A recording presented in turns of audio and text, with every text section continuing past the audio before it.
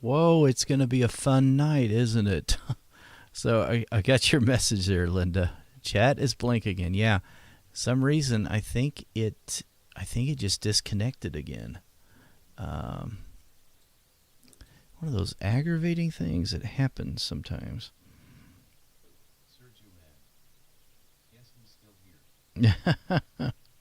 Sergi Man is still there. I tell you what, this is kind of aggravating. Not sure what's going on.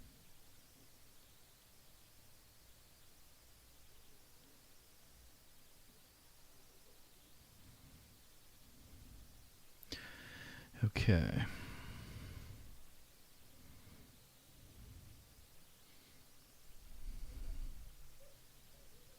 So is the stream working? Are you guys able to see what I'm working on? Or is it just chat is working?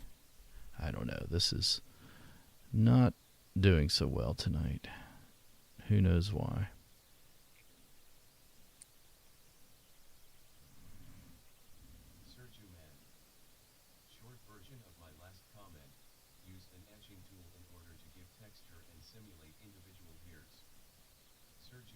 Ah. Okay. So what it's showing me is that. Okay, good deal. Because what it's showing me is it's saying that I'm offline. So sometimes it doesn't catch up and tell me what's accurate until a little bit later. So interesting. Okay. Thanks, guys. All right.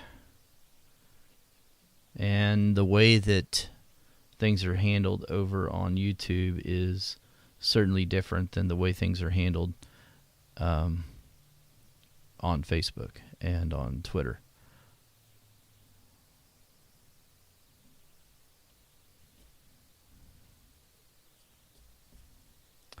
So I don't know.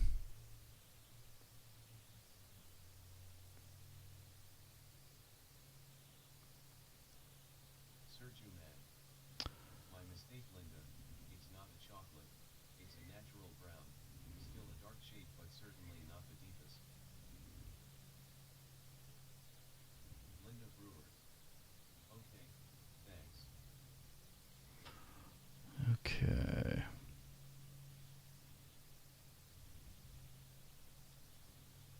Getting a little bit of that mid-range darker tone in here. We're on the dark side of the mid-range area, so that's what we're trying to do here. All right, I want to see if we're actually live over there on Facebook. Looks like we are. Yeah, I think so.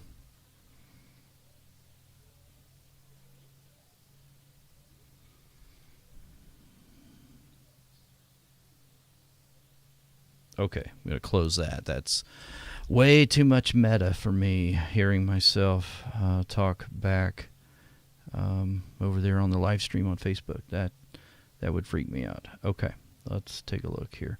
So this ball is right in here somewhere. A little bit of shading right there. This comes down quite a bit. And right in here. Yeah, so this, so Linda, so this is a, this man is probably in his 60s. His name is Mark, and maybe early 60s is what I'm thinking. Hopefully he's not younger than that. Hopefully he's not on this live stream if he's younger than that. Okay, get that in there. A little bit darker right in here.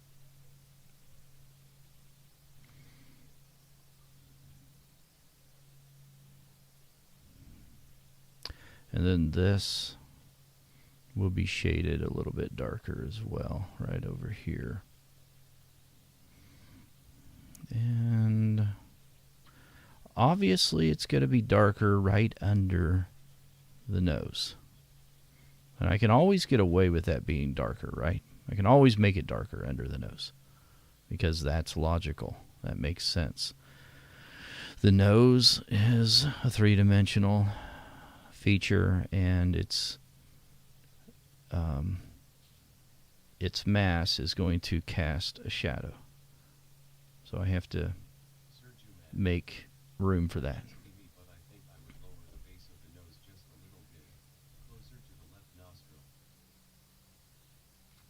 Yeah, maybe so. You're saying, Surgery Man, you're saying lower the nose over here, like right in here, I'm seeing. Coming down just a little bit lower, maybe. Is that what you're saying? I think.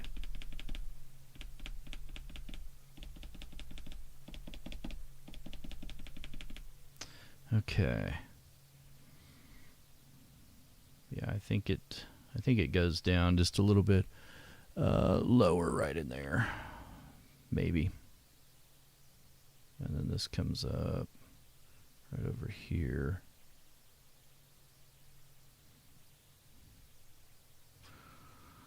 Something like that. Okay.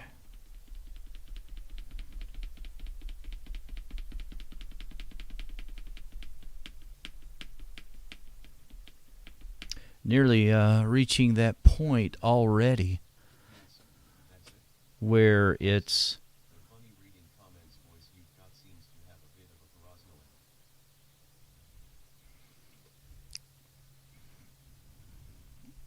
Oh, is that too loud? Are you guys hearing that back in the microphone? I'll turn that down a little bit if I can.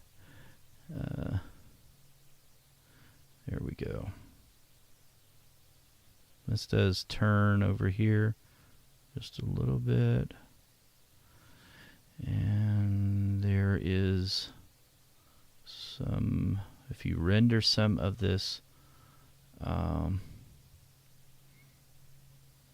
this modeling of that form over here on top, then we're going to be left with some value in there. At this point, I don't have to decide on how much, but I do have an edge right here, and so because of that, I can push everything all the way over there, including this bottom nostril. That may not be exactly where that is, but I think it's enough.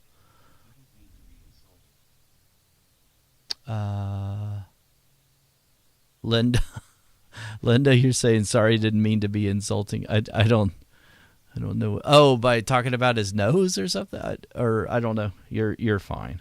Don't worry. You didn't insult me. I don't think you insulted anybody. So you're good. All right. Let's get back over here. I don't want that to be too dark. Okay.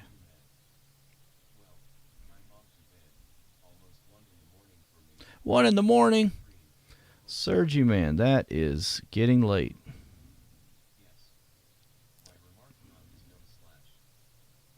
All right, thanks for joining, Surgery Man. We'll catch you later then.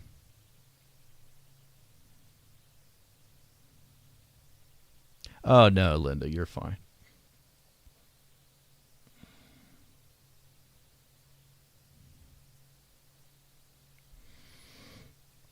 Okay. Now, most of the time what I like to do is use a very tight linear stroke. I'm not someone who uses like these little ovals that you often see people use, and there's nothing wrong with that. It's just not something that I've ever used. I don't use it that often. There are some times that I'll use that a little bit, but most of the time I'm using a linear stroke and just grouping those together and adding more and more of the linear stroke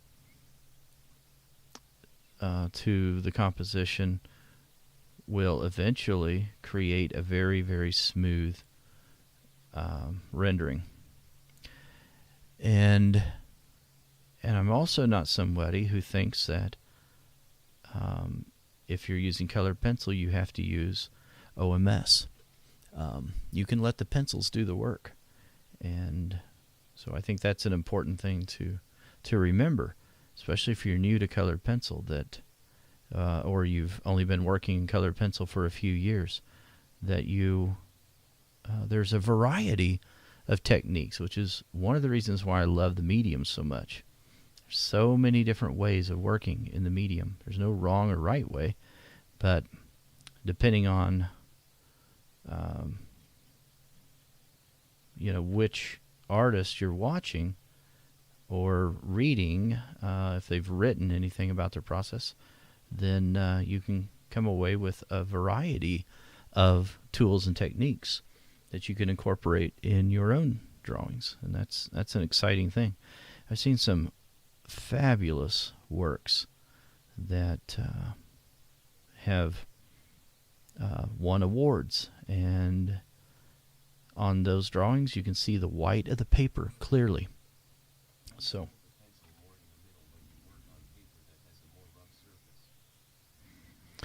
yeah, so Linda, if you're talking about working on a paper with a rough surface, if you're talking about working on sandpaper, then I hold the pencil in some of the most crude ways ever. Sometimes I just hold it overhand like this and kind of scribble it through part of the process, because I know I can clean it up later.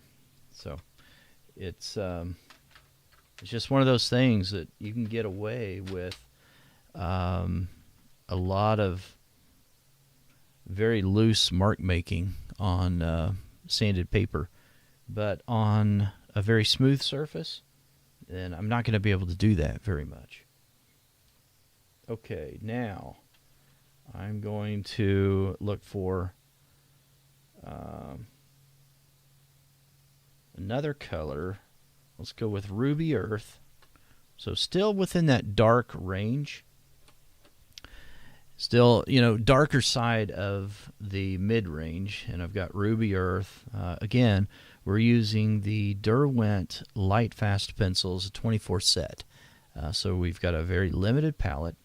And in some ways you might say it's only a 23 set, because I took the black out of there. I'm not going to use black in this particular drawing, and so I've really only limited my palette. I've limited it only to 24, or 23 rather, and probably not going to use a bright yellow in here. There's a yellow, if you can see that, called sun yellow. Well, I'm probably not going to use sun yellow in this drawing either. But I am going to use this Ruby Earth. It's such a great color, such a great portrait color.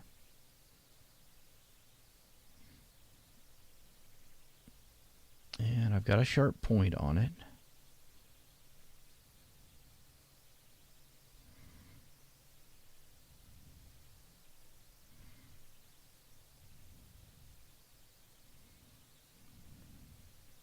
But I'm still turning it, I'm twisting it.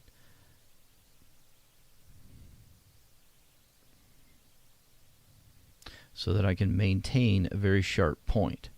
And I'm looking for some of the darkest areas in the composition. And I can't rake the pencil across the surface real fast. I have to maintain a steady pressure, and my stroke needs to be kind of slow, not real fast, because that little bit of tooth that I do have on the surface will be gone if I don't take care and try to just use consistent, slow, steady mark making.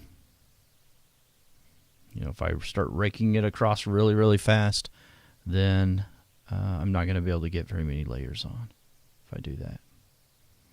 Okay, let's get some of this dark area completed here.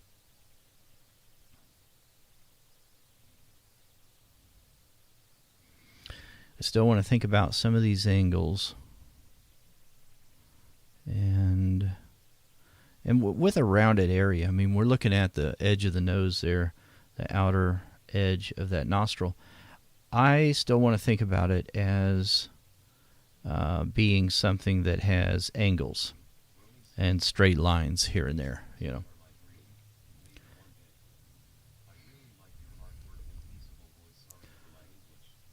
Oh, thanks, Ronnie. Appreciate that. Ronnie CZ over there on YouTube Live. Yeah, well, the 24 set isn't a bad way to go. They've got portrait colors in there that you could start out with. So maybe one day you'll get those and you'll start creating some artwork with them. That'd be awesome. Thanks for joining us out here. Oh, and thanks for the compliment on my artwork and my voice, I guess. Thank you. And your English is just fine, by the way. Okay. So up here in this edge right here where we see some of the recessed area of the nostril. It's a nice way to say we see inside the nostril. We'll go ahead and add some of this ruby earth in here. Right in there.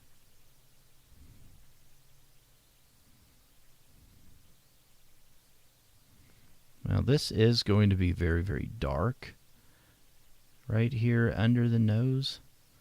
But what I don't want to do is I don't want to start just sometimes we're tempted to do that.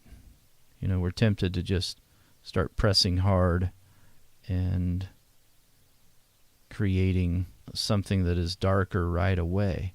But that will cut just the slightest little indication of where a nostril is right there.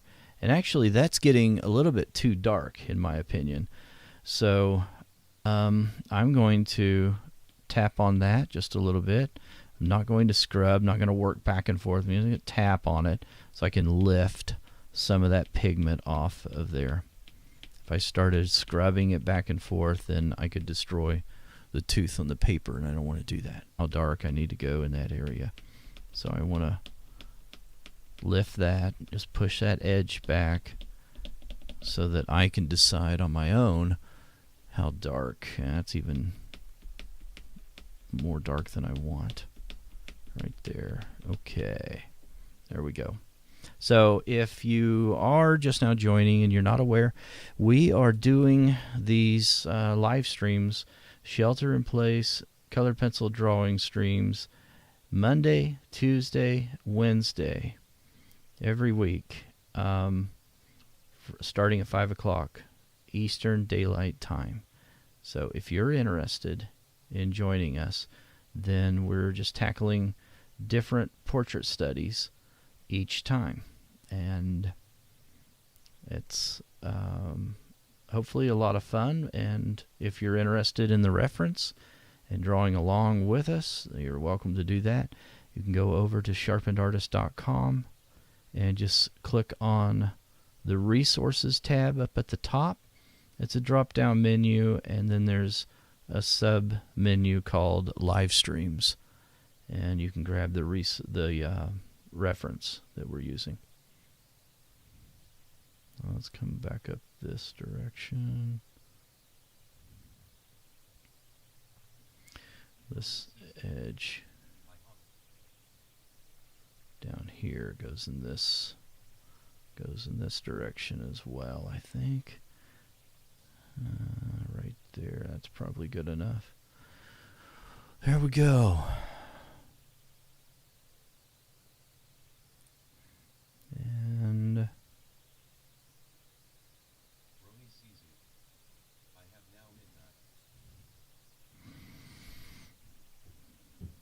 Oh, so it's midnight over there where you are, Ronnie, CZ?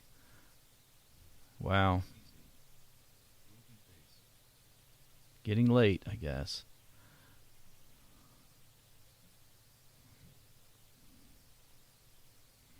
See, it's dinner time for me over here. It's 5 o'clock in the afternoon. Okay. You might notice that there is a lot of red in this skin tone, which is pretty accurate to real life. This particular individual is more pink, more red than some.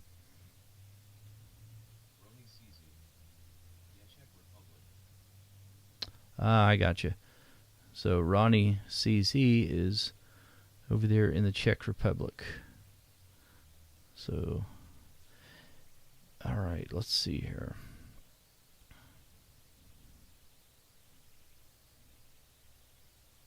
I'm at a little bit of value right in there for this area, although we're in a shadow right in here. It's also got a little bit of ambient light hitting the top of that little plane right here of the nostril. This is certainly a magnified level of a feature of the face.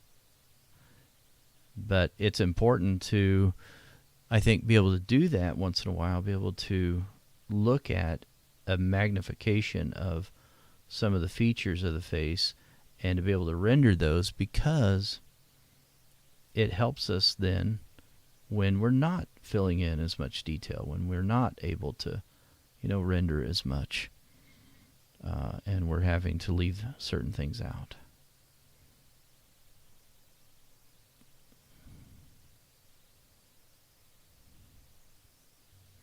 Okay. Well, guys, it's been a rough start, hasn't it? So I apologize for that. I guess I'm going to blame the internet, though. I don't know. I don't know who else to blame. I don't know what happened there, but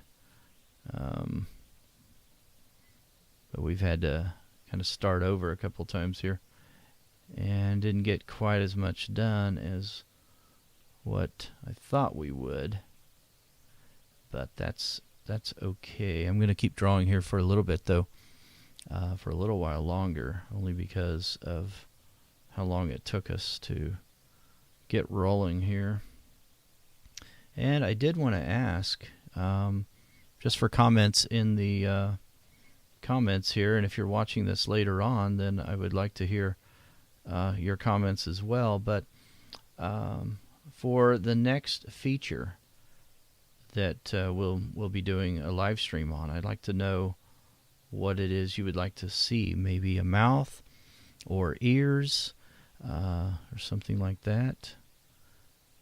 So I'd like to know what you guys think, and if you have an opinion on that, I'd love to hear it. We did eyes already, so if you are interested in that, you can go back and look at the live stream that we finished last evening, where we did some male eyes as our study.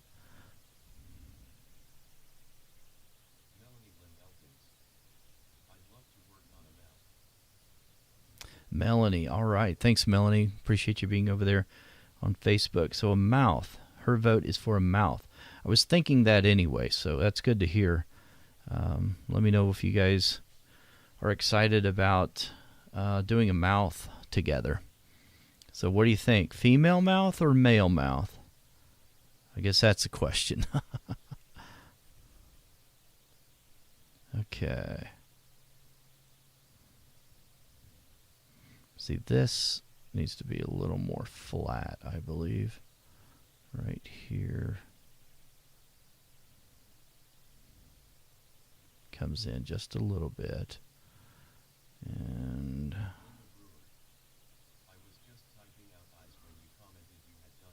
oh, yeah, Linda's saying that she was going to type in eyes. Yeah, we did eyes. Finished up eyes last night. We did 3 live streams to render the eyes. So we did 2 eyes on a male. And yeah, so Linda's vote then is, I guess her second vote would be a mouth with teeth, and a female mouth with teeth. That might be kind of fun. Okay.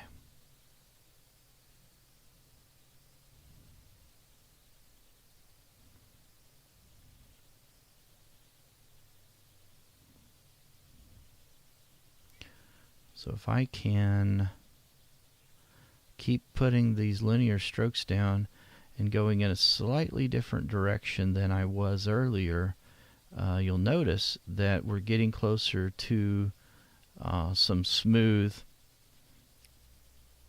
soft marks on the paper. And if you zoom out and you look at it, with a little bit of distance, you can tell that there's a little more, there's a smoother look. So Linda's saying maybe a mouth in a 3/4 view.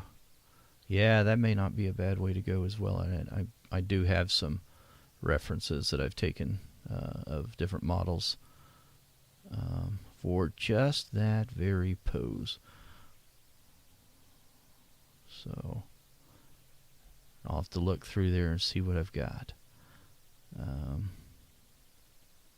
Okay. I know with Alessandra, a model that I drew not that long ago, we did some 3/4 views of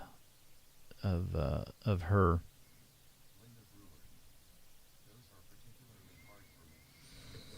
Okay, Linda, that's good to know. We might just do that. I'll have to look and see. Okay. Obviously, we're not going to finish this nose today, so we've got time to figure that piece out. So right back here, it might be hard to tell. Maybe if I do this, you can see it better. But this area back here on the nostril is much darker than this area up here. So it fades into a lighter area right there. And I can make that darker back here, because that's going to be our darkest value in what we're depicting here in this nose. And so I can use this violet color and make it quite dark over there.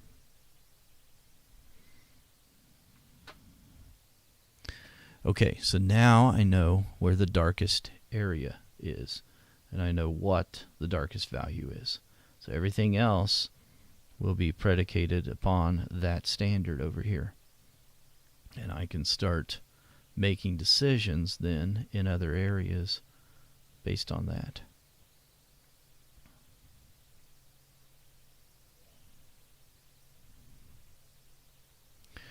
I often think it's funny when I hear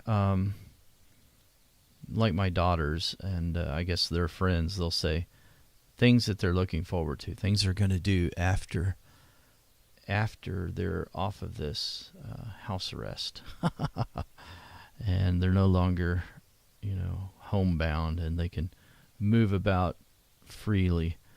And one of the things that, well, the reason I think that's funny is because I'm not doing a whole lot of different things than what I would be doing otherwise.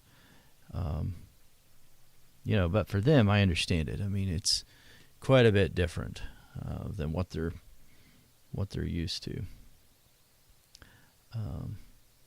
So they're talking about going somewhere where there's a large crowd, and I'm just thinking to myself, I'm pretty satisfied. I'm pretty content not going to areas where there's a large crowd. It's not something that I'm just longing for and dying to be around.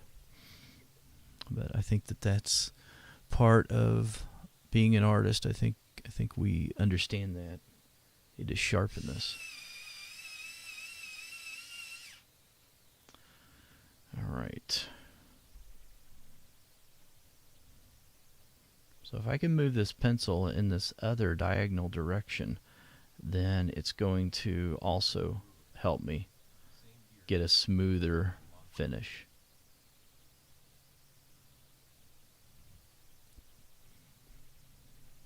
Yeah, same with you, huh, Linda? Yeah, it's an interesting thing. It's just not a big difference happening over here in my life.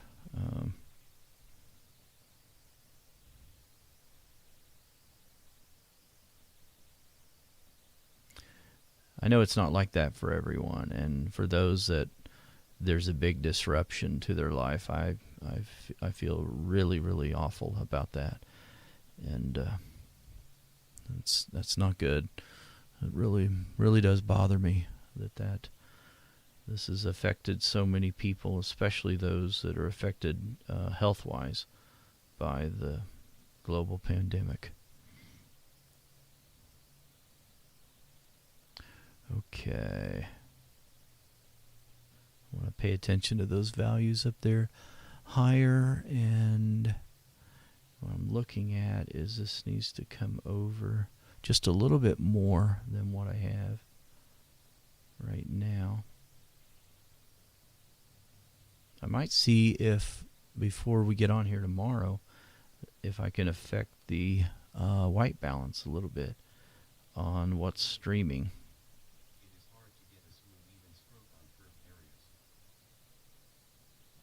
Yeah, that's true, Linda. Linda's saying over on YouTube Live, it's hard to get a nice even stroke on curved areas, or and I think I know what you're meaning by that. Yeah. Let's see. Okay, come back in this direction.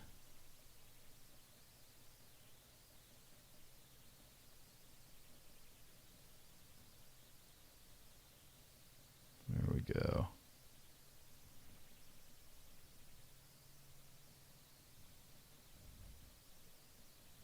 Now sometimes when we get a little bit further into the drawing process, I'll find myself from time to time wanting to press harder, and usually that's an indication to me that I'm not using the right pencil. I'm not using the right value. The value that I need is probably something that's darker than what I'm using. And so when I find myself doing that and I'm starting to press harder, then it's a trigger for me to ask myself, oh, do I need this to be a darker value than what it is? And so I will switch pencils then if I need to. Otherwise, sometimes when you're pressing harder, or at least when I'm pressing harder, I'm sometimes thinking that I'm going to brush this or smooth it out. And that's not going to do it, but tracking is. Restating lines over and over again and moving my hand just slightly so that I'm hitting it in a different direction. That will help to give me a very nice, smooth transition in my my form, in the value that I'm laying down, the pigment that I'm putting down. So I have to ask myself those things. What is it that I'm trying to do? Because pressing hard usually is not the answer. It's an unconscious habit from time to time. And we can break ourselves of that habit, but we first have to recognize that we're doing it. And sometimes I still do it, and I have to remember that's what I'm trying not to do, And I have to ask myself those questions of what is it that I'm actually trying to do.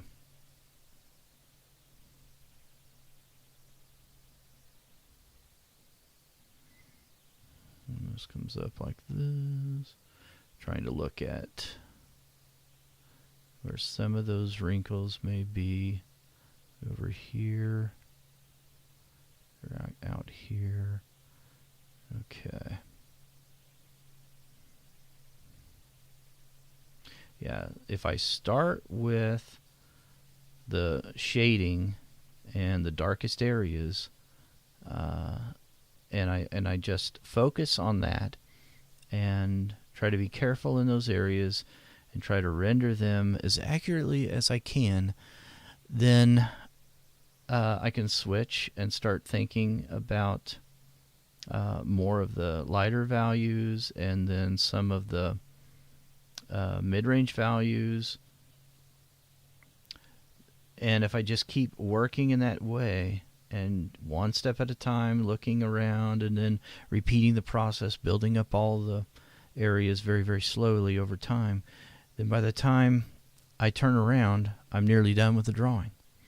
And I'm looking at everything as abstract shapes. And that is one of the secrets, I feel like, to being able to draw something like a nose, especially if it's difficult to look at the overall shape itself and to think about the anatomy and what's going on. Then if that's a challenge, then think about the abstract shapes that you're seeing, that you're faced with. And if you just focus on that, you focus on those abstract shapes, and you think about just rendering those and then moving on from one shape to the next, by the time you get done with a lot of that, you'll almost be done. And you can zoom back away from it, look at it, and say, wow, that actually looks like a nose. But I wasn't thinking about a nose. I was deconstructing it by only thinking about all of the abstract elements and shapes and values in there. But it does help you to depict something that otherwise can be rather daunting. And so that's the reason why I was talking about some of these little shapes over here in the shadow, because that's what gives us the form, right? If I don't have shadow shapes, then I can't depict anything in the light at all. I have to have shadows in order to show any kind of detail or form. Yeah, so Linda, I never say never. I mean, sometimes, yeah, I will use those little ovals once in a while. Like you're asking, do I use it in the small curved areas? Yeah, sometimes I will, especially as we get closer towards the end of the drawing process. Then there's times that I will come in there with, small details like that. But early on, especially, I'm not going to worry about using those small ovals. For one thing, it just doesn't fit my personality. It just kind of drives me crazy if I'm doing that in a large area. I'm sitting here doing this the whole time. I think I would just go insane. I know that is something, though, that a lot of people love to do and have great success with it. So I'm not putting it down. I'm just saying that I think that you get much more coverage and even coverage if you don't use those. And if you use this linear stroke, you're going to get more even coverage and quicker. Linda, she says it's nerve-wracking. Yeah, well, it is to me. It's just because I don't do it, but I know a lot of people do use that. Okay.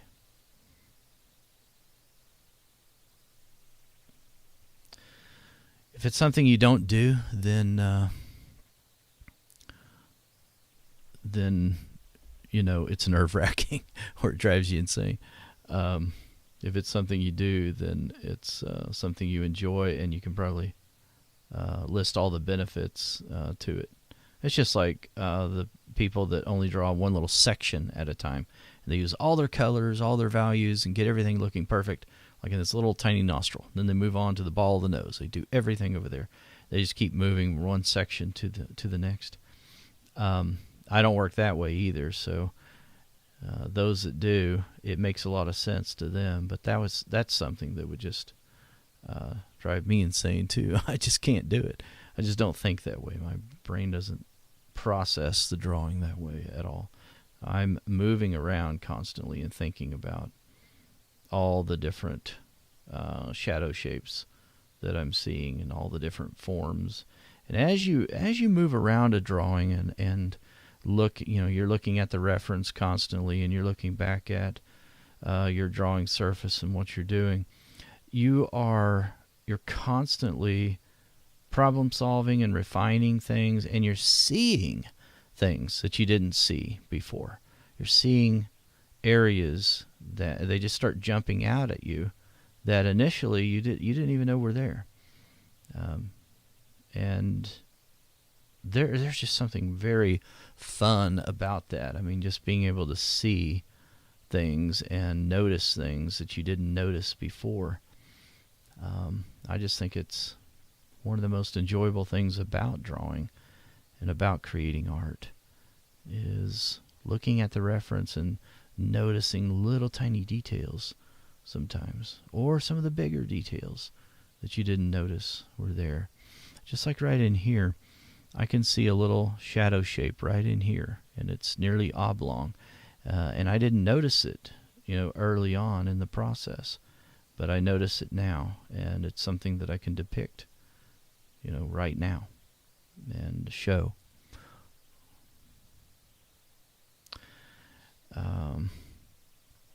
The other really cool thing I think about drawing and working in any art medium is the ability that we have to learn a subject. I don't think there's anything wrong with being very eclectic about subject matter and just drawing a whole bunch of different types of subjects. But I also think there's a lot of built-up knowledge that we gain when we stick to one or a few subjects, and we learn those things really well. Because then you've got all of this background knowledge about a particular subject, like portraits, that when you're faced with a new challenge, a different drawing of a portrait, then it's not like you're unfamiliar with portraiture at all. You're familiar with portraiture. You're just not as familiar with this particular subject with this lighting on this occasion. But there's certain things about that drawing process that you're already knowledgeable about and you're already familiar with. And I think that's exciting, is being able to build up, that knowledge, and it helps you with each new drawing that you tackle. Okay, and this comes down a little bit more right in here.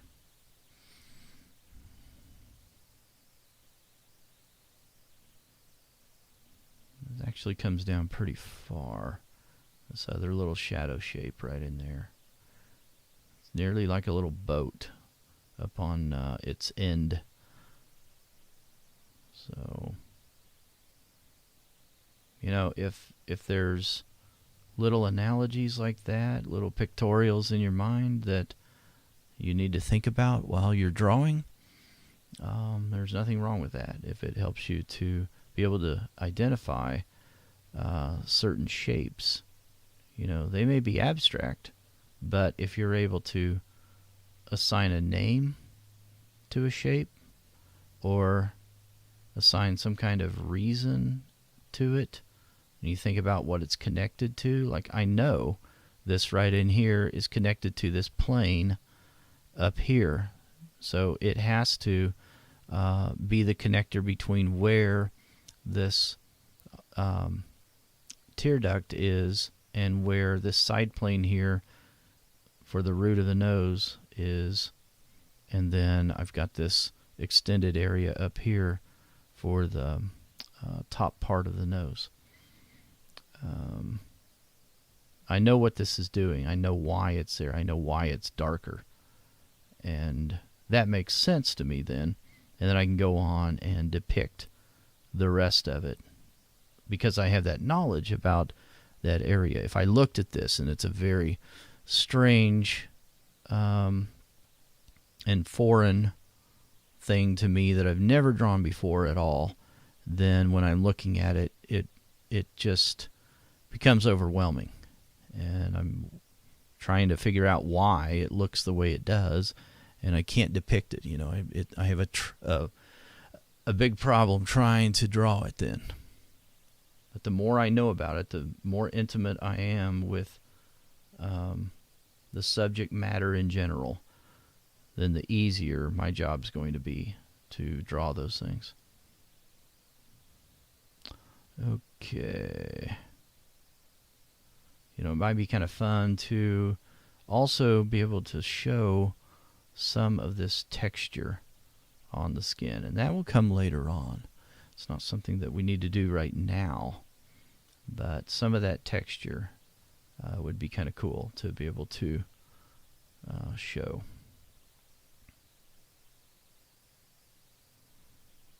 Now see, the more that I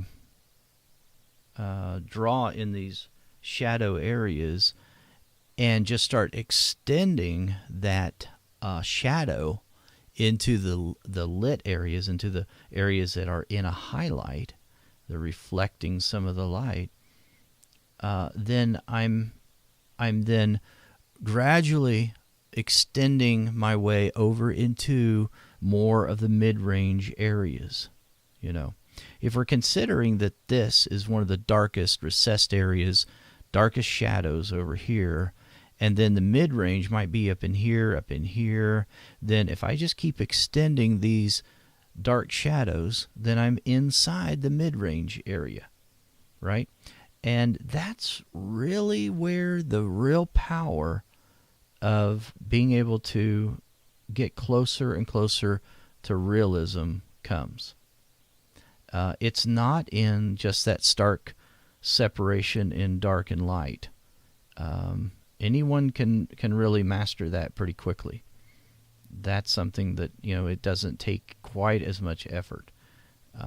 It can still be challenging, but I know where that darkness is right there in the nostril, right? That wasn't real difficult. But what can be challenging and what really will separate something from looking like it belongs in a coloring book or a children's illustrated booklet and photorealism is where you're able to make a determination inside the middle values, that middle range, and make that look logical.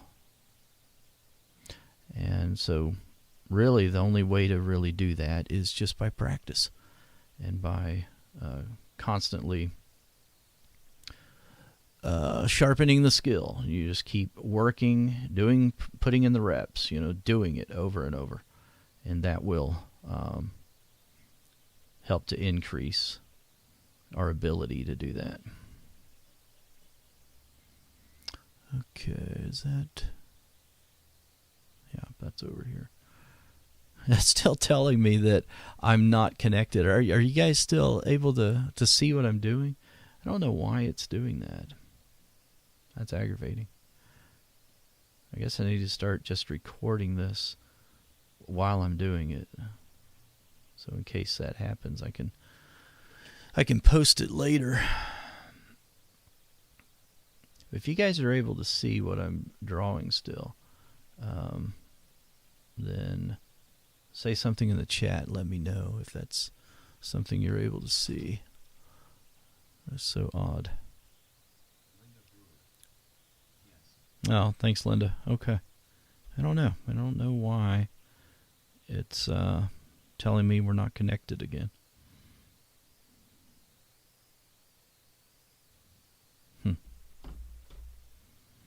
Okay.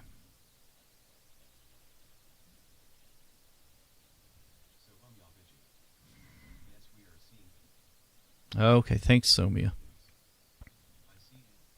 And Melanie. Appreciate that, guys. Always threaten to get rid of this software that I'm using. And then for some reason I don't. When it does something like this and kind of messes up, it's just kind of weird.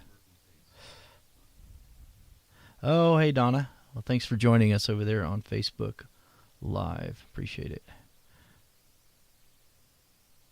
Well, Donna, you came at the right time because we've been having issues earlier, haven't we, guys? But I think they're nearly worked out now. Now that I'm about ready to stop. Okay. Let's see here. So when I look at that, I need to take a look here at this edge before I go. This, to me, looks like it comes in just a little bit more right there. And then this goes up just a little bit more, I think. And then this comes over. That's a little more straight, I believe, right in there. Maybe. Okay. Close enough for right now. I tell you, those rounded areas sometimes can really get me. I have to keep studying them, keep on studying them.